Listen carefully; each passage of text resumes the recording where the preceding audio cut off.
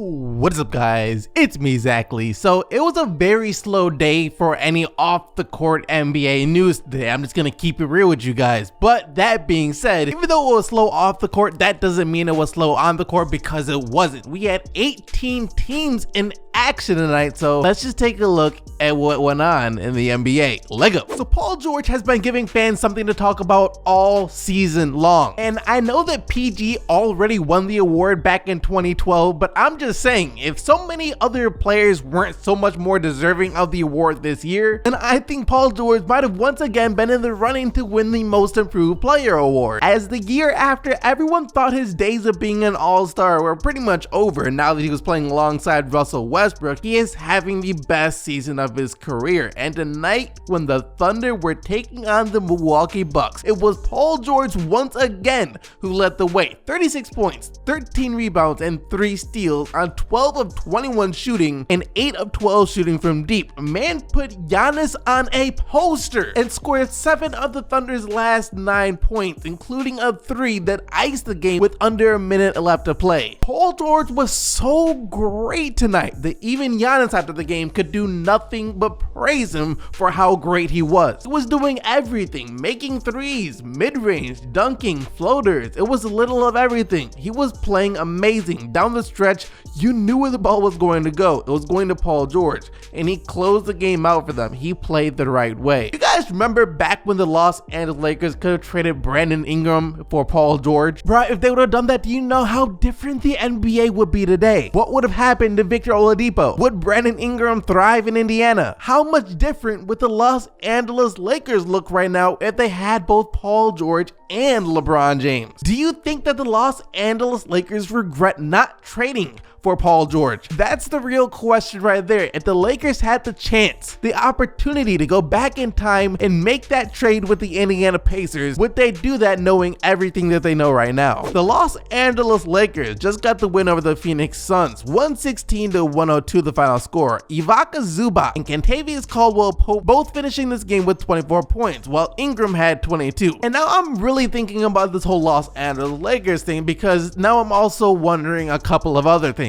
I also wonder if it was smart of them to let both D'Angelo Russell and Julius Randle go. I mean, once again, they traded away D'Angelo Russell because they thought Lonzo Ball was the better player. And D'Angelo Russell right now has been absolutely phenomenal. He's looking like the front runner to win the Most Improved Player award. And I think that all of the coaches should be looking at what D'Angelo Russell is doing, and then looking at what the Brooklyn Nets are doing without Karis LeVert, who was their leading scorer at the time, and get D'Angelo Russell into the All-Star game this year. He should be a reserve from the Eastern Conference. But anyways, they got rid of D'Lo for Lonzo, and then they just let Julius Randle walk away for nothing. And Julius Randle right now is averaging 20 points and 9 rebounds per game for the New Orleans Pelicans. I mean, they do say that hindsight is 20/20, and this must be an example of that. But looking at the Lakers and the decisions that they've made, I wonder, knowing everything that they know right now, that if they would have known that their young core could have been D'Angelo Russell, Brandon Ingram, or Paul George, depending on if they still had that trade opportunity, Josh Hart, Jason Tatum,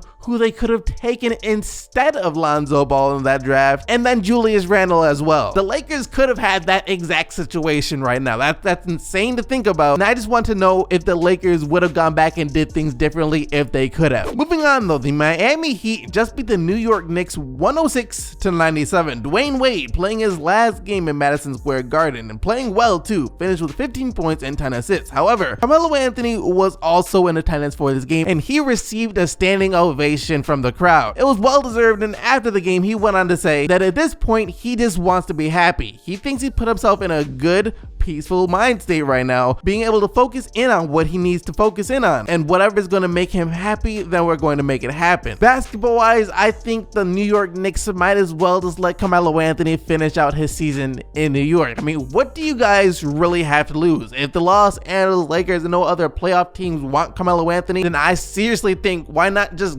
go to New York? Let him retire with the New York Knicks. If you were wondering whether or not Chris Paul coming back in this game would affect James Harden's 30-point streak, the answer is no, no, and hell no, as Harden's streak lives on. 40 points, 11 rebounds, and 6 assists for James Harden. 14 of 27 shooting from the field, 4 of 12 from 3, and he actually, considering that it's James Harden, didn't even attempt that many free throws, 8 of 9 from the free throw line. Must have forgot his wallet to pay the refs in the car. Chris Paul, on the other hand, played 25 minutes and had 12 points, 6 assists, and 5 rebounds. As for Harden, he is the most hated player in the league right now. Let's just keep it real. But I wonder what that says about the NBA right now. A couple of years ago, if you were to tell me that the Golden State Warriors would still be the most hated team in the NBA right now, I believe it. But if you were to tell me that James Harden would be the most hated player in the league right now, I'd have a harder time believing that one. The rookie phenom Luka Doncic was even too much for Kawhi Leonard to handle on a personal level. And you already know that's saying something, as Kawhi couldn't stop Luka from dropping 35 points to go along with 12 rebounds and 10 assists, a triple-double. However,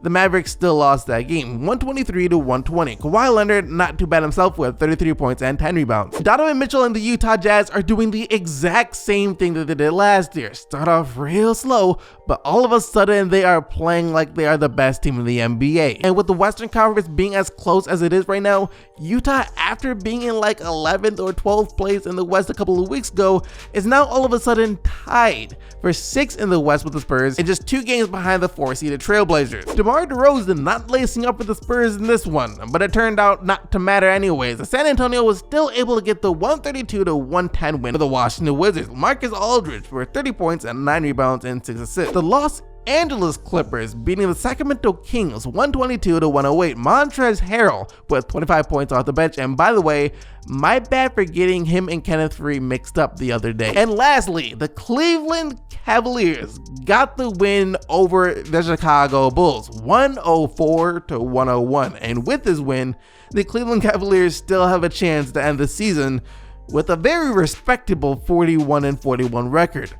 Just gotta win the last 31 games of the season to do so. That though is going to do it for everything that we gotta talk about today. Hope you guys enjoyed the video, and if you did, you already know that I need you to destroy that like button, as well as make sure that you are subscribed to the channel with post notifications turned on so you can stay up to date with everything that goes on in the NBA on a daily basis. But now it is time to get into the player of the day, where you guys have the opportunity to vote for who you think was the best player in the league last night by clicking the little eye icon in the top right hand corner of the video. Just remember though, the only players whose team won are eligible to win player of the day. And yesterday, that player was none other than Nikola Jokic and his 32 points, 18 rebounds, and 10 assists. Thanks once again for watching though. You already know that you are the real MVP. But that being said, until tomorrow, I am out of here.